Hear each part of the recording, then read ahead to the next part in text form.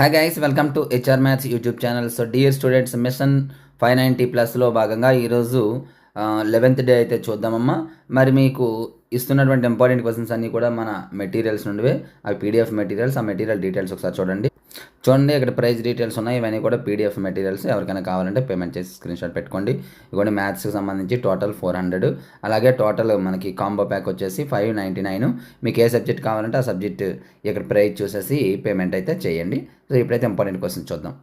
So చూడండి, day 11లో మనకి బతుకు గంప నుండి వ్యక్తీకరణ సృజనాత్మక సంబంధించిన ప్రశ్నలు, అలాగే పాలినామియల్ ఏమో మీకు ఆల్రెడీ నేను క్వశ్చన్స్ ప్రాక్టీస్ చేశారు కదా, అవి రాయటమే.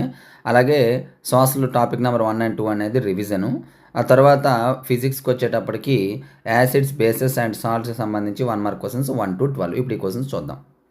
చూడండి, బతుకు గంపకి సంబంధించి మనకి వ్యక్తీకరణ సృజనాత్మకకు సంబంధించి ప్రశ్నలమ్మ. ఇక్కడ 3 ప్రశ్నలు మాత్రమే ఉన్నాయి. ఈ 3 ప్రశ్నలు మీరు బాగా చదవాలి, చూసుకోండి. ఇందులో ప్రక్రియ కథానిక ఉంది. ప్రక్రియలు 3 ఉంటాయి, జాగ్రత్తగా చదువుకోవాలి. ఇందులో ఒకటి, ఇంకా ఒక 2. సో డియర్ స్టూడెంట్స్, ఇప్పుడు మరి మనం ఫిజిక్స్ చూద్దాం. చూడండి, ఫిజిక్స్లో యాసిడ్స్, బేసెస్ అండ్ సాల్ట్ సంబంధించి 1 మార్క్ క్వశ్చన్స్ విత్ ఆన్సర్స్ అమ్మ. ఆన్సర్స్తో సహా స్క్రోల్ చేస్తూ ఉంటున్నాను, చూడండి. సో ఇక్కడ మీకు 12 క్వశ్చన్సే.